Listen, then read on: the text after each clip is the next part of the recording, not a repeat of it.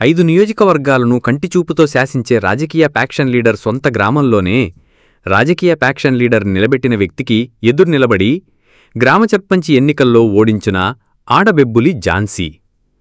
పల్నాడు ప్రేమకథ.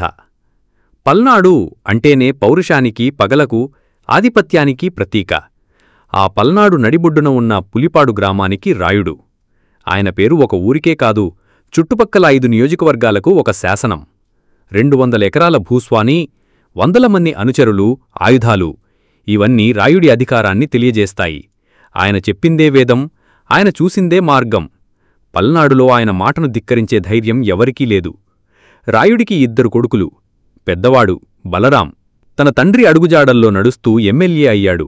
చిన్నవాడు విజయచంద్ర మాత్రం ఈ ఫ్యాక్షన్ రాజకీయాలకు దూరంగా అమెరికాలో చదువుకొని ఇప్పుడు స్వగ్రామానికి తిరిగి వచ్చాడు. విదేశాల నుండి తిరిగి వచ్చిన విజయచంద్ర పల్నాడు సంస్కృతికి అలవాటు పడటానికి ప్రయత్నిస్తున్నాడు. తన తండ్రి రాయుడు, అన్న బలరాం రాజకీయాల గురించి తనకు అవగాహన ఉంది. కానీ ఆ వాతావరణం అతనికి నచ్చలేదు. ప్రజలంటే కేవలం ఓటర్లు, పాలనంటే అధికారమని అనుకునే తన కుటుంబానికి నిజమైన ప్రజాసేవ అంటే ఏమిటో వివరించాలని అతను కలలు కంటున్నాడు. గ్రామంలో తిరుగుతూ తన బాల్య స్నేహితుల్ని కలుసుకున్నాడు. వారితో మాట్లాడుతూ గ్రామం యొక్క కష్టాలను తెలుసుకున్నాడు. అయితే తన తండ్రి పేరు చెబితే చాలు అందరిలో భయం ఆవరించడం గమనించి విజయ్ బాధపడ్డాడు. రాష్ట్ర ఎన్నికల సంఘం గ్రామ పంచాయతీ ఎన్నికలకు నోటిఫికేషన్ విడుదల చేసింది. పులిపాడు గ్రామంలో సర్పంచి పదవికి రాయుడి వర్గీయుడు రామనాథం పోటీ చేయబోతున్నాడు. రాయుడికి ఎదురెళ్లే ధైర్యం ఎవరికీ లేకపోవడంతో రామనాథం ఏకగ్రీవంగా ఎన్నికవ్వడం ఖాయమని అంతా అనుకున్నారు. కాని ఊహించని విధంగా ఒక సంచలనం చోటు చేసుకుంది. ఝాన్సీ అనే ఒక 23 ఏళ్ల యువతి సర్పంచ్ పదవికి నామినేషన్ దాఖలు చేసింది. ఒక పేద పూరిగుడిసెలో ఉండే ఆమె రాయుడి అధికారాన్ని సవాలు చేస్తూ ఎన్నికల బరిలోకి దిగడం గ్రామంలో చర్చనీయాంశం అయ్యింది. రాయుడి కుటుంబానికి ఈ వార్త పిడుగుపాటులా తగిలింది. ఒక సామాన్య యువతి తమ వర్గాన్ని సవాలు చేసిందంటే అది తమ ప్రతిష్టకే అవమానమని భావించారు. రాయుడు కోపంతో ఊగిపోయాడు. అతని అనుచరులు ఝాన్సీని బెదిరించి నామినేషన్ ఉపసంహరించుకునేలా చెయ్యాలని నిర్ణయించారు. రాయుడి చిన్న కొడుకు విజయచంద్ర కూడా ఈ అవమానం భరించలేక కోపంతో అనుచరులతో పాటు ఝాన్సీ ఇంటిపై దాడికి బయలుదేరాడు. కాని ఆ కోపం వెనుక ఏదో తెలియని ఉత్సుకత. ఝాన్సీ ఇంటికి చేరుకున్న అనుచరులు పెద్దపెద్దగా అరుస్తూ కేకలు వేశారు. వారి అరుపులకు భయపడకుండా నిబ్బరంగా ఝాన్సీ ఇంటిలో నుండి బయటకు వచ్చింది. చీరకట్టులో పల్నాటి పౌరుషం నిండగా ఆమె చూపులు విజయ్ను కట్టిపడేశాయి. అతని కళ్లకి ఆ అనుచరుల ఆవేశం, రౌడీయిజం ఏమీ కనిపించలేదు. అతని చూపులు కేవలం ఆమెపైనే ఆగిపోయాయి. లవ్ అట్ ఫస్ట్ సైట్ అన్నట్లు ఆమె ధైర్యానికి, ఆమె రూపానికి ముగ్ధుడయ్యాడు. ఏంటి గోలా అని ఝాన్సీ ధైర్యంగా ప్రశ్నించింది. ఒక అనుచరుడు, మా రాయుడుగారి వర్గీయుడికే ఎదురు నిలబడతావా పంచాయతీ ఎన్నికలలో అని అడిగాడు. నిలబడకూడదా? మీ రాయుడుగారి వర్గీయుడు ఒక ఆడపిల్ల మీద కూడా గెలవలేని వ్యక్తా అని ఝాన్సీ తిరిగి ప్రశ్నించింది. ఆ మాటలకు విజయ్ ఒక్కసారిగా నిశ్శబ్దమయ్యాడు. ఆమె ధైర్యం, ఆమె ఆత్మవిశ్వాసం అతనికి ఒక ఆడపులిలా కనిపించాయి. విజయ్ తన అనుచరులపై కోపంగా అరిచాడు. పదండ్రా, మన వర్గీయుడు ఒక ఆడపిల్ల మీద కూడా గెలవలేకపోతే ఎందుకురా ఈ పంచాయతీ ఎన్నికలలో నిలబడటం? వెళ్ళి మన రామనాథాన్ని గెలిపించుకునేలా చూడండి. గ్రామానికి ఆ రామనాథం ఏమి మంచి చేస్తాడో ప్రజలకు వివరించి ఓట్లు అడగమని చెప్పండి. అంతేగాని మనకు సిగ్గు లేకుండా ఒక ఆడపులి ఇంటిమీదకి గొడవకి రావటం ఏమిట్రా అంటూ వారినక్కడి నుండి వెనక్కి తీసుకువెళ్లాడు. అతని ప్రవర్తన అందరినీ ఆశ్చర్యపరిచింది. విజయ్ తన తండ్రి అనుచరులతో నేరుగా రామనాథం ఇంటికి వెళ్లాడు. రామనాథంగారు, మీరు గెలవాలంటే ఎదురు నిలబడిన ప్రత్యర్థి లేకుండా గెలవడం గెలుపు అవ్వదు. ముందు మీరు గ్రామ ప్రజలకు సర్పంచిగా గెలిస్తే ఏమి మంచి పనులు చేస్తారో ప్రజలకు చెప్పండి. వారి ఆదరాభిమానాలు పొందండి. ప్రజలలో నమ్మకాన్ని పొంది గెలవండి అని హితవు చెప్పాడు. నాన్నగారిక్కానీ అన్నయ్యక్కానీ ఎవరు ఎదురు నిలబడకుండానే ఉంటున్నారా? లేదు కదా, వారికి కూడా గట్టి పోటీ ఉంటుంది. అలాగే పోటీ ఉంటేనే అది ఎన్నిక అంటారు. మీరు ప్రజలకు ఏమి మంచి పనులు చేస్తారో చెప్పండి అని వివరించాడు. విజయ్ తన సంభాషణలో మరింత స్పష్టంగా మాట్లాడాడు. ఆ ఝాన్సీ డబ్బు పంచలేదు, కానీ ప్రజల మనస్సులు గెలుస్తోంది. మీరు డబ్బు పంచగలరు, కానీ ప్రజల మనస్సులు గెలవలేరా? మీరు గెలవాలంటే ప్రత్యర్థిగా పేదింటి పిల్ల ఝాన్సీ ఉండాలి. ఆమె ధైర్యం గెలుస్తోందో లేక నీ డబ్బు అహంకారం గెలుస్తుందో ఈ గ్రామ ప్రజల కూడా ఒకసారి చూడనిద్దాం అని సవాలు విసిరాడు. ఆ తరువాత నీ డబ్బు నీ మంచితనం గెలిస్తే ప్రజలకు సేవ చెయ్యి, లేకపోతే ఆ ఝాన్సీ ప్రజలకు సర్పంచిగా మంచి చేస్తుంది. దానికి మీరు కానీ మా కుటుంబం కానీ ఆ ఆడపులి ఝాన్సీ మీదికి దాడికి వెళ్ళినా, ఝాన్సీకి ఏదైనా ప్రమాదం తలపెట్టాలని చూసినా మీ అందరి తలకాయలు సాగర్ కాలువల్లో కొట్టుకుపోతాయి అంటూ భయంకరంగా బెదిరించాడు. విజయ్ మాటలు రామనాథాన్ని అతని అనుచరులను షాక్కి గురిచేశాయి. ఈ సంఘటన గురించి రాయుడికి తెలిసింది. తన చిన్న కొడుకు తన వర్గీయులకే ఎదురు నిలబడడం ఆయనకి నచ్చలేదు. విజయ్ ప్రవర్తనపై ఓ కన్నేసి ఉంచమని అనుచరులకు ఆదేశాలిచ్చాడు. మరోవైపు విజయ్ రహస్యంగా ఝాన్సీ ప్రచారాన్ని గమనించడం మొదలుపెట్టాడు. ఆమె ఎంత నిజాయితీగా ఎంత కష్టపడి ప్రచారం చేస్తుందో చూసి ఆశ్చర్యపోయాడు. ఆమె పోరాటానికి రహస్యంగా సహాయం చేయాలని నిర్ణయించాడు. విజయ్ తన ప్రచార బృందాన్ని ఉపయోగించి ఝాన్సీకి తెలియకుండానే ఆమెకు సాయం చేయడం మొదలుపెట్టాడు.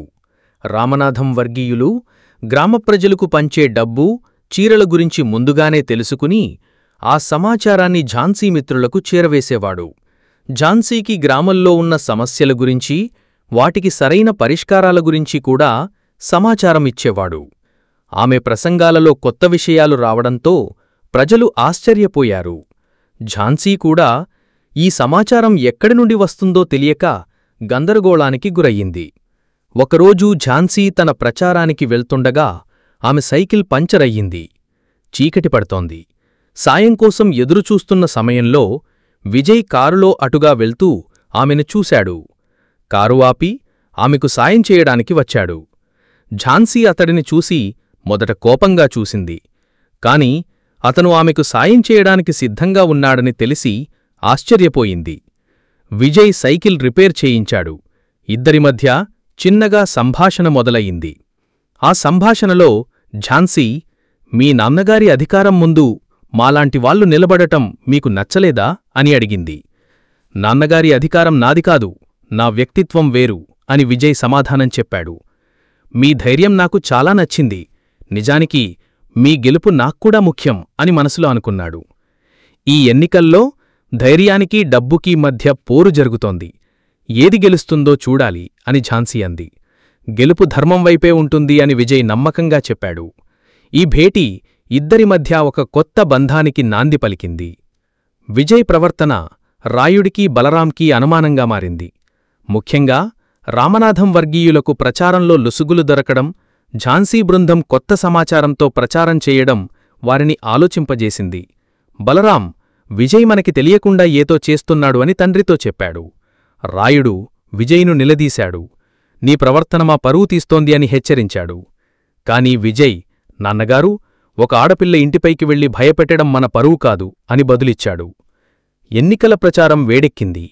రామనాథం డబ్బు, మద్యం పంపిణీని మొదలుపెట్టాడు.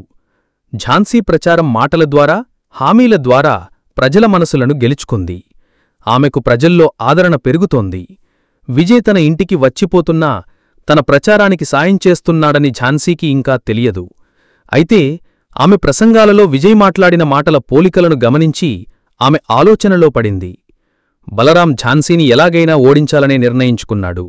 ఆమెను రాజకీయంగా దెబ్బతీయడానికి, ఆమె గతం గురించి చెడుగా ప్రచారం చేయడం మొదలుపెట్టాడు. ఆమెపై అవాస్తవ ఆరోపణలు చేస్తూ గ్రామంలో కరపత్రాలు పంచాడు. ఈ విషయం తెలిసి విజయ్ చాలా కోపపడ్డాడు. తన అన్నయ్య ఇంత దిగజారిపోతాడని అనుకోలేదు. అతను ఝాన్సీని ఎలాగైనా ఈ అపనిందల నుండి రక్షించాలని నిర్ణయించుకున్నాడు. విజయ్ నేరుగా ఝాన్సీ దగ్గరికి వెళ్లాడు. బలరాం చేస్తున్న ఈ ప్రచారం నీకు తెలిసిందా? నేను నీ తరఫున ప్రజలకి నిజం చెప్తాను అన్నాడు. అవసరం లేదు విజయ్, నా నిజాయితీ ప్రజలకి తెలుసు. ఈ అబద్ధాలు నన్ను ఓడించలేవు. పైగా మీరు నా తరఫున మాట్లాడితే అది మీ అన్నయ్య పరువు తీసినట్టవుతుంది. మీ పరువుకి నేను కారణం కావడం అనుకోవడం లేదు అని ఝాన్సీ అంది. ఆమె ఆత్మవిశ్వాసం విజయ్ని మరింత ఆకట్టుకుంది. నాకు పరువు కన్నా నీ నిజాయితీ ముఖ్యం అని విజయ్ మనసులో అనుకున్నాడు. ఎన్నికల ప్రచారం చివరి రోజు విజయ్ ఝాన్సీకి తెలియకుండానే గ్రామసభలో మాట్లాడడానికి వచ్చాడు. అక్కడ బలరాం ఆమెపై ఆరోపణలు చేస్తుండగా విజయ్ మధ్యలో కలగజేసుకున్నాడు. నా సోదరుడు బలరాం చెప్పిన మాటలన్నీ అబద్ధాలు. ఝాన్సీ మీద మీరు చేస్తున్న ఆరోపణలన్నీ నిరాధారమైనవి. నేను ఈ విషయాన్ని రుజువు చేస్తాను అని అన్నాడు. బలరాం, రాయుడు ఆశ్చర్యపోయారు. విజయ్ అసలు రంగు బయటపడింది. విజయ్ ప్రవర్తనతో రాయుడు చాలా కోపపడ్డాడు. నీవింక నా కొడుకువి కాదు అని ప్రకటించాడు. ఇంటి నుండి వెళ్ళిపోమని ఆదేశించాడు. బలరాం కూడా విజయ్ను దూషించాడు. కాని విజయ్ తన నిర్ణయాన్ని మార్చుకోలేదు. అతను ఝాన్సీకి సాయం చెయ్యాలని స్థిరంగా ఉన్నాడు. ఝాన్సీ విజయ్లు చూసి, నాకోసం నువ్వు ఇంత పెద్ద శిక్షను అనుభవిస్తున్నావు. ఇది నా మనసుకి చాలా బాధగా ఉంది అని కన్నీరు పెట్టుకుంది. విజయ్ ఝాన్సీ కన్నీళ్లను తుడిచాడు. నువ్వు ఒంటరిగా పోరాడుతున్నావని నాకు తెలుసు. నీ ధైర్యానికి నేను సాయం చేయకపోతే నేను చదివిన చదువుకి నా మనసుకి విలువ ఉండదు. నేను నీతో ఉంటాను ఈ పోరాటంలో. ఇది నీ పోరాటం కాదు, ఇది ధర్మానికి అధర్మానికి మధ్య పోరాటం అని ఆమె చేతిని పట్టుకుని చెప్పాడు. ఆ క్షణం ఝాన్సీ అతని ప్రేమను, అతని నిజాయితీని అర్థం చేసుకుంది. ఎన్నికల రోజు వచ్చింది. ఉదయం నుండే పోలింగ్ కేంద్రాల వద్ద వాతావరణం ఉద్రిక్తంగా ఉంది. రాయుడి అనుచరులు ఓటర్లను బెదిరించి పోలింగ్ బూత్లోకి రాకుండా అడ్డుకున్నారు. రామనాథం వర్గీయులు డబ్బు పంపిణీని ముమ్మరం చేశారు. బలరాం స్వయంగా పోలింగ్ కేంద్రం వద్ద ఉండి పరిస్థితిని పర్యవేక్షిస్తున్నాడు. కాని విజయ్ తన అనుచరులను ఉపయోగించి ప్రజలకు రక్షణ కల్పించాడు. విజయ్ తన ఫోన్ నుండి ఎన్నికల అధికారులకు, పోలీసులకు ఫోన్ చేసి పోలింగ్ బూత్లలో జరుగుతున్న అన్యాయాల గురించి వివరించాడు. వెంటనే అదనపు బలగాలు పోలింగ్ కేంద్రాలకు చేరుకున్నాయి. బలరాంని నిలువరించాయి. ఈ సంఘటనతో ఓటర్లకు నమ్మకమొచ్చింది. వారు గుంపులుగా వచ్చి తమ ఓటు హక్కుని వినియోగించుకున్నారు. ఈ పరిణామం రాయుడికి, బలరాంకి ఊహించని షాక్. సాయంత్రం పోలింగ్ ముగిసింది. కౌంటింగ్ మొదలైంది. ప్రారంభంలో రామనాథం ముందంజలో ఉన్నా క్రమంగా ఝాన్సీకి ఓట్ల సంఖ్య పెరగడం మొదలైంది. ప్రతి రౌండ్ తర్వాత ఝాన్సీ మెజారిటీ పెరుగుతూ వచ్చింది. రాయుడు, బలరాం ఫలితాలను చూసి ఆశ్చర్యపోయారు. కోపంతో రగిలిపోయారు. తాము అన్ని ప్రయత్నాలు చేసినా ఒక పేదపిల్ల గెలుస్తుందని వారు ఊహించలేదు. తుది ఫలితాలు వచ్చాయి. పలనాడును తన కనుసన్నలలో ఉంచుకునే రాజకీయ ఫ్యాక్షన్ లీడర్ రాయుడును, అతడి అనుచరులని మరియు అతడు నిలబెట్టిన వ్యక్తిని ఒక ఝాన్సీ అనే ఆడబెబ్బులి తన ధైర్యంతో, నిజాయితీతో గ్రామ సర్పంచి ఎన్నికల్లో ఓడించింది. గ్రామ ప్రజలు సంతోషంతో అరిచారు. ఝాన్సీని అభినందించడానికి పోటీపడ్డారు. ఇది కేవలం ఝాన్సీ గెలుపు కాదు, ఇది గ్రామ ప్రజల గెలుపు, ధైర్యానికి గెలుపు, నిజాయితీకి గెలుపు. ఆమె గెలుపు పల్నాడు చరిత్రలో ఒక కొత్త అధ్యాయానికి నాంది పలికింది. ఝాన్సీ గెలుపు రాయుడికి, బలరాంకి తీరని అవమానం. బలరాం కోపంతో ఆమెను ఉండనివ్వను అని శపథం చేశాడు. విజయ్ ఈ విషయాన్ని ముందుగానే గ్రహించి తన మిత్రులను ఝాన్సీకి కాపలాగా పెట్టాడు. అయితే ఝాన్సీ గెలుపు సంభాల్లో ఉన్నప్పుడు బలరాం అనుచరులు ఆమెపై దాడి చేయడానికి ప్రయత్నించారు. విజయ్ అప్పటికే తన కారులో ఝాన్సీ ఇంటికి చేరుకున్నాడు. దాడి చేయటానికి వచ్చిన బలరాం అనుచరులను చూసి కోపంతో వారిపై దూసుకువెళ్లాడు. విజయ్ వారిని ధైర్యంగా ఎదుర్కొన్నాడు. ఈ ఘర్షణలో విజయ్కి గాయాలయ్యాయి. కాని అతను ఝాన్సీని రక్షించగలిగాడు. పోలీసులు వచ్చి పరిస్థితిని అదుపులోకి తెచ్చారు. హాస్పిటల్లో విజయ్కి చికిత్స జరుగుతుంది. ఝాన్సీ అతని కోసం కన్నీళ్లు పెట్టుకుంది. రాయుడు, బలరాం హాస్పిటల్కు వచ్చారు. తన కొడుకును చూసి రాయుడు మనసులో బాధపడ్డాడు. కాని బలరాం, ఆమె కోసం మనకి శత్రువవుతావా అని విజయ్ని అడిగాడు. ఆమె నా ప్రేమ బలరాం, ఆమెను రక్షించటం నా ధర్మం అని విజయ్ ధైర్యంగా చెప్పాడు. రాయుడు ఈ పోరాటాన్ని చూసి తన కొడుకులో ఉన్న నిజాయితీని గ్రహించాడు. విజయ్ చెప్పిన మాటలు రాయుడు మనసులో ఆలోచన రేకెత్తించాయి. తాను ఇంతకాలం అధికారం, అహంకారం కోసం జీవించానని, కాని తన కొడుకు ప్రేమా ధర్మం కోసం పోరాడుతున్నాడని అర్థం చేసుకున్నాడు. రాయుడు ఝాన్సీ యూటికి వెళ్లాడు. ఆమెను చూసి నా కొడుకును నాశనం చేశావు అని అనుకున్నాడు. కాని ఆమెలో ఉన్న నిజాయితీ చూసి ఆమెపై గౌరవం కలిగింది. రాయుడు ఝాన్సీకి, గ్రామ ప్రజలకు క్షమాపణ చెప్పాడు. నేను నా కొడుకును కోల్పోయాను, కాని నా కొడుకులో ఉన్న ధైర్యం, నిజాయితీ నన్ను ఆలోచింపజేశాయి. మీరు ఇద్దరూ గ్రామ ప్రజలకు సేవ చెయ్యండి అని చెప్పాడు. అతను ఝాన్సీ చేతిని పట్టుకుని నువ్వు నా చిన్న కోడలివి అని ఆశీర్వదించాడు. బలరాం కూడా తన తప్పును తెలుసుకుని తన తమ్ముడిని క్షమించమని అడిగాడు. విజయ్ హాస్పిటల్ నుండి తిరిగి వచ్చాడు. గ్రామంలో సంబరాలు జరిగాయి. విజయ్, ఝాన్సీల వివాహ నిశ్చయం జరిగింది.